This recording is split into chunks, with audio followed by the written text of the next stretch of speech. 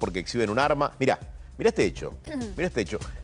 ¿Cómo justificamos o cómo entendemos los estados alterados de hoy? Vamos a hablar con un verdadero fenómeno porque explica muy bien todo lo que aborda. Carlos Damín es médico especialista en toxicología. ¿Cuánto de esto tiene que ver con la ingesta de algún tipo de sustancias? Carlos, ¿qué tal? Buen día, ¿cómo va? ¿Qué tal? Buen día, ¿cómo están ustedes? Bien, bien, muy bien. Dame una explicación a estos estados alterados. ¿Tienen que ver con que vivimos cada vez a mayor velocidad? ¿Las frustraciones son las que en algún lugar empiezan a tener una forma de canalizarse con este tipo de hechos? Bueno, podemos hablar de dos situaciones por ahí quizás distintas. Una es un estado alterado propio de la salud mental. Estamos viviendo situaciones realmente en algunos casos críticos. Algunas personas viven de una manera demasiado estresada, agitada, con distintas alteraciones que le provocan un estado de irritabilidad que hace que puedan tener un estado mental alterado.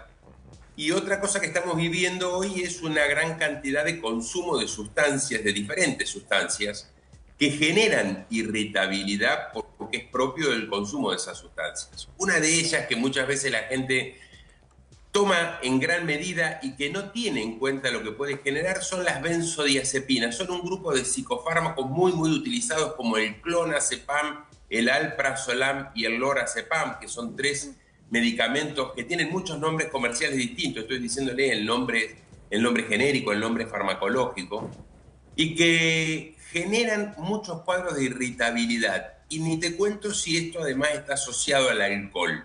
Muchas veces cuando vemos estas situaciones de riña, por ejemplo, y de mucha agresividad en jóvenes o adolescentes tardíos o adultos jóvenes a la salida de un boliche, que entre 4 o 5 terminan en una situación que por ahí cuando uno habla empezó por una tontería, pero no pueden parar esa agresión contenida. Muchas veces tiene que ver por la asociación del clonazepam con el alcohol que genera esto y que además es la asociación más frecuente para cometer delitos.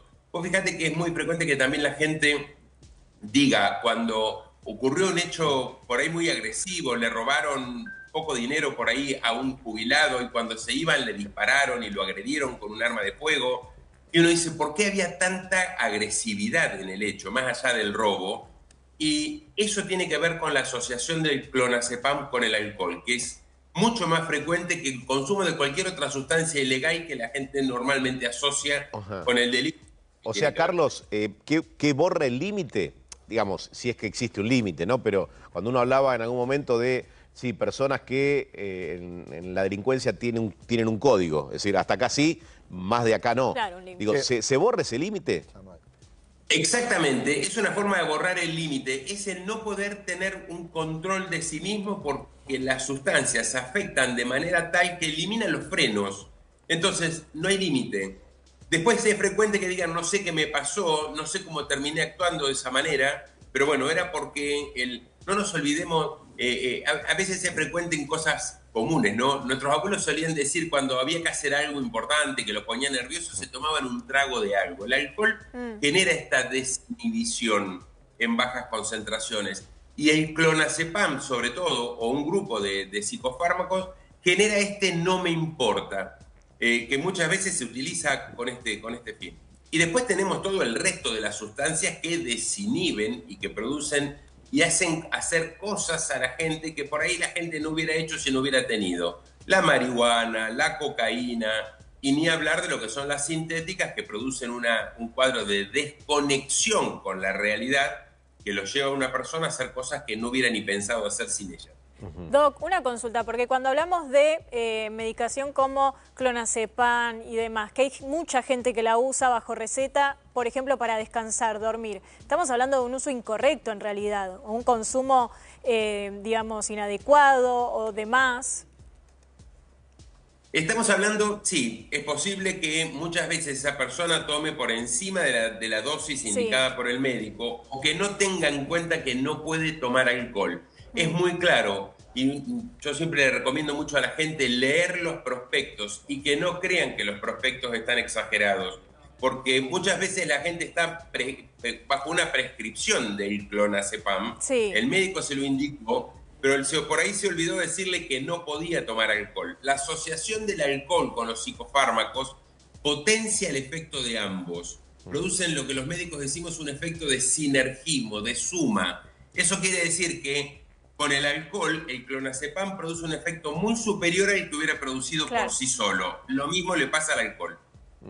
Es decir, hay tantos peligros con aquellas drogas que son recetadas, otros que consiguen esas drogas que por lo general, o que siempre las tiene que recetar un médico, como con las cuestiones toxicológicas que recién describías, ¿no? Marihuana, alcohol, cocaína. En el mundo tenemos un problema mayor con las sustancias legales que con las ilegales. Mirá. Es mucho más frecuente esta asociación, ¿no?, de alcohol con psicofármacos que el uso de cocaína. Y además que normalmente tienen comportamientos distintos a las personas frente al consumo de una de estas sustancias, y la subestimación que se produce a la gente porque lo ve como normal, el tomar un psicofármaco para dormir y después por ahí tomar un poco de alcohol durante el día, no piensa que se estén asociando porque no lo tomaron juntos. Sin embargo, los psicofármacos suelen tener una permanencia en el cuerpo muy larga que hace que si en otro momento del día uno toma alcohol, igualmente se potencien y se junten en él. Carlos, Víctor Barone te habla. Te hago una consulta. Hace un rato hablábamos de que cuando interviene la justicia, muchas veces, tanto con el alcohol, cuando una persona está manejando en estado de ebriedad o con los psicofármacos, los manda a hacer cursos, terapias. ¿Sirven? ¿No sirven? ¿Cuánto se revierte? ¿Cuánto no? Mira, yo estoy convencido que todo lo que tenga que ver con la prevención, y eso tiene que ver con la prevención, es útil. La toma de conciencia de la no automedicación, por ejemplo, que tenemos un problema grave en nuestro país con la automedicación y que por ahí no vemos campañas que traten de desalentarla. Los medicamentos son algo muy exquisito, que funcionan en lugares muy determinados, que son muy buenos, pero que mal utilizados o mal combinados con otros medicamentos pueden producirnos daños. Entonces, todos estos ejercicios que nos hacen por ahí como penalidad, como multa, hacer cursos, suelen servir para que la gente tome conciencia del hecho que significa. Y ni hablar cuando vemos los siniestros que ocurren bajo los efectos del alcohol, ¿no?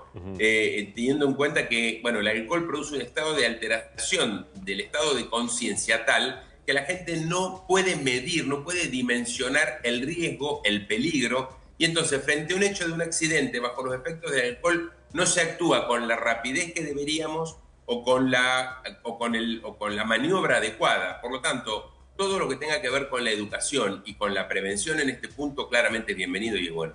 Carlos, mencionabas la automedicación. ¿Es un fenómeno negativo en el mundo o es particularmente preocupante aquí en la Argentina? Es un fenómeno en el mundo, pero en el mundo se lucha mucho contra ella y es un fenómeno particularmente alto en nuestro país. Fíjate que somos el primer consumidor de psicofármacos de toda América Latina. Es decir, en ningún otro país de América Latina se usa tanto el clonazepam, el alprazolam y el clorazepam como acá. Lo mismo nos pasa con los antibióticos. Tenemos una subestimación del antibiótico y frente a cualquier hecho de fiebre, los argentinos enseguida preguntamos si no tenemos que tomar antibióticos. Y vos sabés que en la mayoría de los casos esos antibióticos son innecesarios o están prescriptos rápidamente por ahí sin haber confirmado una infección que lo necesitara, ¿no? Carlos, gracias como siempre. Te deseo un buen fin de semana.